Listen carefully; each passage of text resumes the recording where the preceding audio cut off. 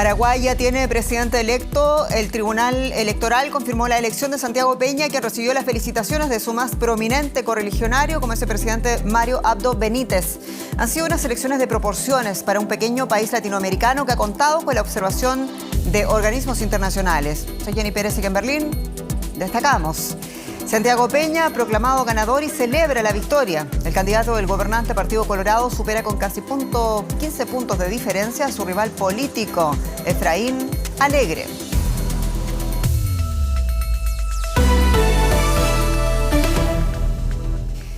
Paraguay ya tiene presidente electo con más del 90% de las mesas escrutadas. El candidato oficialista Santiago Peña del Partido Colorado se impuso con el 43% de los votos frente al 27% del líder de la concertación opositora, Efraín Alegre. Peña sucederá el próximo 15 de agosto al presidente Mario Abdo Benítez, quien felicitó a Peña por su victoria. La participación en estos comicios, en los que también se eligió a diputados, gobernadores y concejales, se situó en casi el 60%. El Partido Colorado ha gobernado en Paraguay durante la mayor parte de las últimas 7 décadas en dictadura y democracia, a excepción del mandato de Fernando Lugo entre los años 2008 y 2012. Fue una campaña electoral muy polarizada, donde las encuestas vaticinaban un empate técnico, algo que distó mucho finalmente del triunfo de Peña, quien llamó a la unidad ante sus seguidores en Asunción. Escuchemos. Esa patria reclama lo mejor de cada uno de nosotros. Y en esa gran empresa nacional todos estamos moralmente obligados a ejercer un papel en el lugar que nos toque. Solo así podemos enfrentar con éxito la pobreza, la corrupción y la impunidad.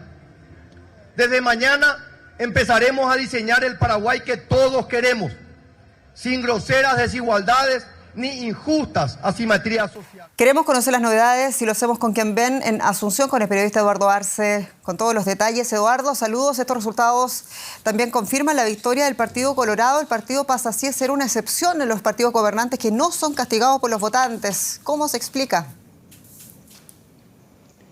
Bueno, buenas noches. Sí, tiene una explicación fundamental, que es el Partido Colorado tiene un aparato electoral formidable y que fue construyendo a lo largo de estos 70 años prácticamente, ¿no? En cada lugar de la República, en cada rincón de la República tienen una base política que es la que se mueve y hace que se mueva también todos los afiliados. Por otra parte, también tiene una base de apoyo, una base social de apoyo, sobre todo en el Estado, en los funcionarios estatales, en los trabajadores del Estado, que en su gran mayoría son colorados porque durante toda la época de la dictadura, hasta 1989, e incluso después, se exigía la afiliación al Partido Colorado para poder trabajar en el Estado. Entonces, eso fue quedando y fue viéndose como como el aparato también electoral y que mueve a toda la gente. Y esas son las dos bases que tiene el aparato electoral y la base social que le acompaña siempre. Tiene un tope de 1.200.000. Eduardo, el presidente que va a gobernar va a tener que hacerlo junto a senadores y junto a diputados también. ¿Cómo se perfila esa correlación de poderes? ¿Qué pasó en las votaciones en el legislativo? Bueno, mira, el triunfo del Partido Colorado hoy es impensable porque también ha ganado casi la mayoría, digo casi porque no está confirmado todavía, pero de 45 diputados, de senadores, ya tiene 22 diputados, senadores. Y también en la Cámara de Diputados está con cierta mayoría, casi absoluta, casi. Entonces será muy fácil armar coaliciones como para poder gobernar con cierta tranquilidad. No va a tener problemas para eso. Y por último, más del 20% para un candidato de corte nacionalista populista, toda una sorpresa en Paraguay, ¿no es así? Es asimismo la emergencia de una tercera fuerza nueva que tiene que ver un poquito con Paraguayo Cubas, verá que tuvo más del 20% de los votos, es muchísimo, y relegó a la tercera fuerza, que era el Frente Guazú, que era una fuerza de centro izquierda. En este momento no hay fuerzas de centro izquierda ni de izquierda en el ambiente político paraguayo. El paraguayo Cuba es una explosión, sobre todo de un voto que está ya cansado de los partidos tradicionales, el Partido Liberal, que estuvo en la Concertación Nacional, y del Partido Colorado. Eso hizo que en realidad el Partido Colorado no sobrepase 1.100.000 votos, y también le arrancó votos al Partido Liberal, cuyo candidato era Alegre, ¿no? Efraín Alegre. Entonces, pasa a ser la tercera fuerza, y pasa a ser la tercera fuerza a nivel también de la Cámara de Senadores y de Diputados. Es un voto antisistema, es un voto de hartazgo, y tuvo muchos votos, más de 20% de los votos. Eduardo Arce, muchas gracias, en Asunción.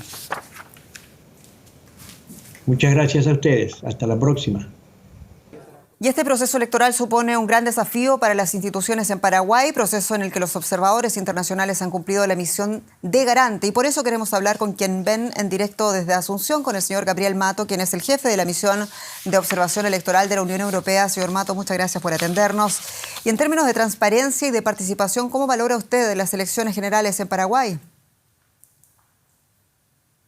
Bueno, muchas gracias. Yo creo que la valoración que hay que hacer es una valoración positiva en cuanto a participación. Y lo he dicho, creo que hay que felicitar al pueblo paraguayo porque han votado con tranquilidad, con serenidad y a veces con paciencia, ¿no? Porque ha habido algunas filas grandes y han tenido que esperar un rato.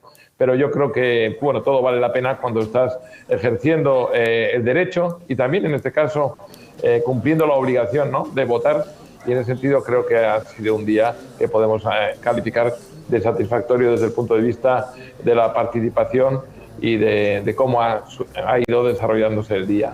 Nos alegramos de escuchar aquello, señor Mato. En pasadas elecciones hubo acusaciones, sin embargo, de fraude. ¿Ha avanzado positivamente el país hacia un sistema electoral más transparente? ¿Y qué es lo que falta para que no sean necesarias observaciones internacionales como la que realiza usted de la Unión Europea?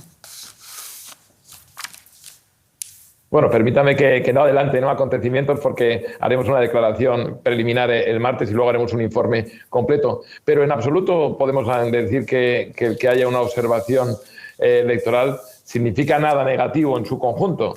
Nosotros aportamos la experiencia que tiene la Unión Europea en muchísimos procesos electorales y lo que venimos es como he dicho muchas veces, sin ningún tipo de injerencia, a colaborar y a pues destacar en su momento, ¿no?, los elementos positivos, también los elementos negativos, y ese informe hará recomendaciones que desde el punto de vista de nuestra experiencia creemos que pueden aportar algo al mejor funcionamiento del proceso electoral de Paraguay, nada más. Entonces nos alegramos del balance positivo y también, por supuesto, vamos a esperar el balance dentro de pocos días. Señor Mato, muchas gracias por atendernos allá en Asunción. Muchísimas gracias a ustedes. Un abrazo fuerte. En Ecuador, al menos 10 personas murieron y 3 resultaron heridas la noche del sábado en un ataque armado en Guayaquil, la principal ciudad portuaria y centro económico del país. La balacera tuvo lugar en un taller mecánico cuando varias personas veían un partido de fútbol. Las autoridades no han informado de momento de detenidos. Guayaquil, una de las localidades y ciudades más golpeadas por el narcotráfico, se encuentra desde el 1 de abril en estado de excepción.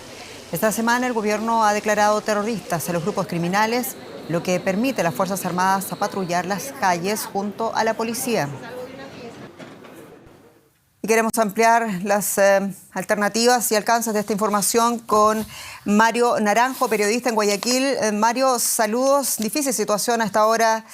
Una nueva ola de violencia golpea a la joya de Ecuador en pleno estado de excepción militar. ¿Se habla acaso de fracaso de la estrategia del presidente Lasso? Hola, ¿qué tal? Saludos desde Guayaquil. Y efectivamente se habla de que el presidente no encuentra la forma de frenar esta ola de violencia que sacude. Pongamos las cosas con datos. Por ejemplo, desde hace 2 años que gobierna Guillermo Lasso este país, se han registrado 7.700 muertes violentas. En la zona de Guayaquil, por ejemplo, y el conurbano que le rodea, el promedio de muertes violentas por día es de 6. 6 muertes violentas por día se registran en este 2023.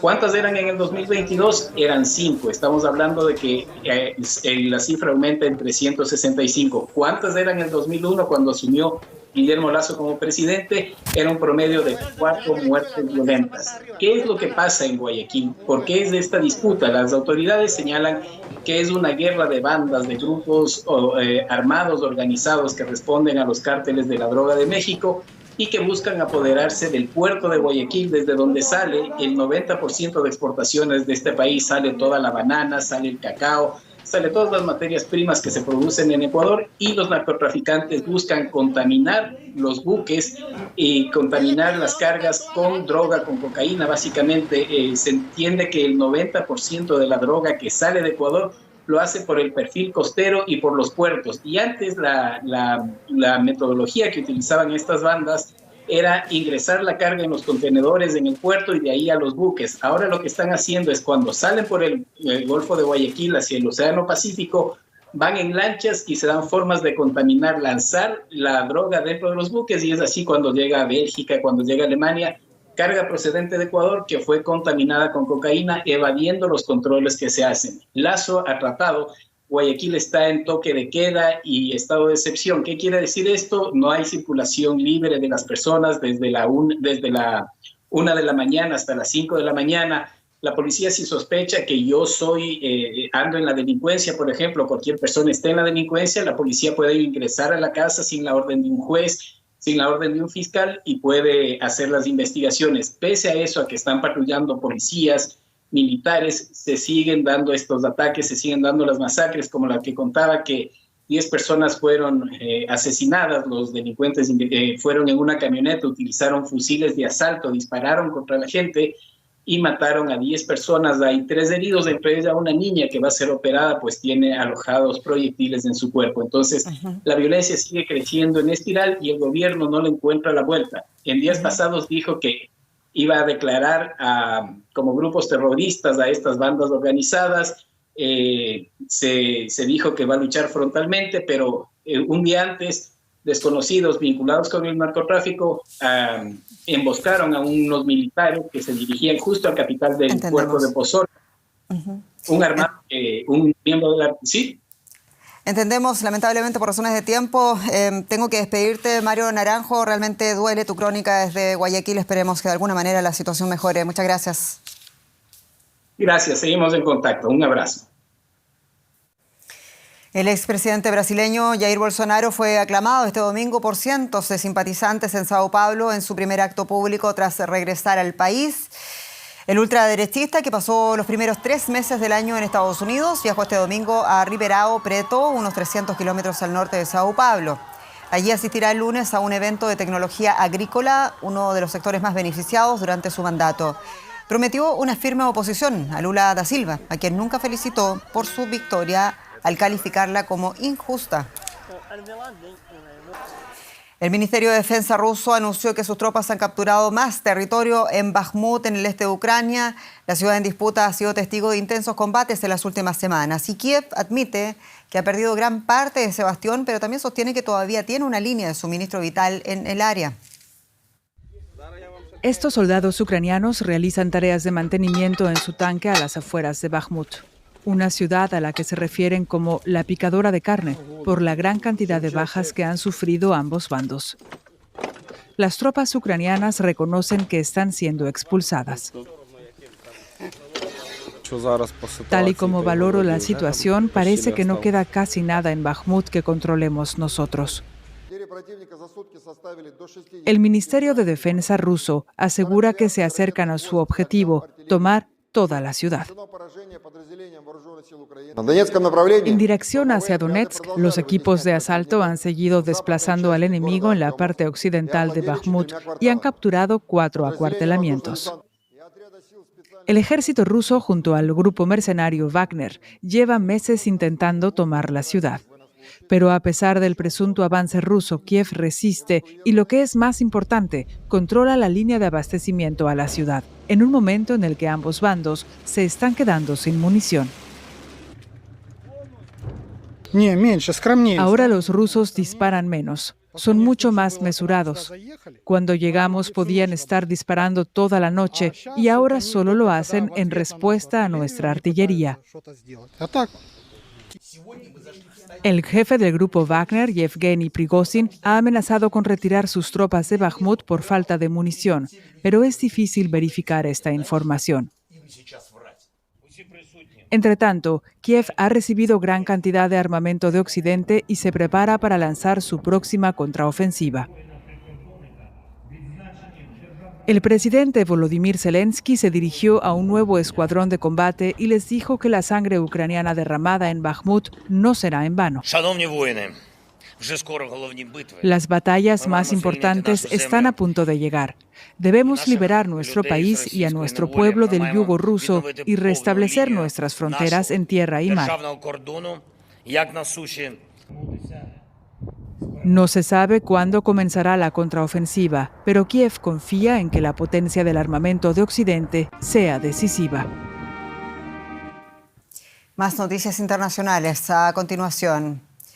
El presidente de Turquía, Recep Tayyip Erdogan, anunció este domingo que los servicios secretos turcos han eliminado al líder de Estado Islámico, Abu al-Hussein al-Quraisi, y en una operación desarrollada el sábado en territorio sirio.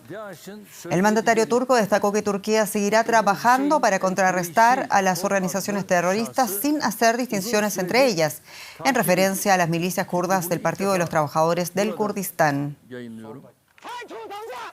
En Taiwán fue detenido este activista independentista que intentó rociar con pintura una estatua del polémico dictador Chiang Kai-shek, quien se refugió en Taiwán en 1949 tras la victoria del Partido Comunista sobre los nacionalistas en China.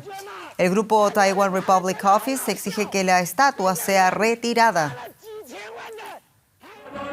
En París y otras ciudades francesas se produjeron manifestaciones contra un nuevo proyecto de ley migratoria que prevé agilizar las expulsiones y elevar los requisitos para obtener permisos laborales y de residencia. Los manifestantes también condenaron la expulsión de migrantes indocumentados procedentes de la isla francesa de Mayotte al norte de Madagascar. Y solo tiempo para despedirnos y agradecerles su sintonía y su confianza. Soy Jenny Pérez, esto es Deutsche Welle para ustedes en directo desde Español y en Berlín. Hasta pronto.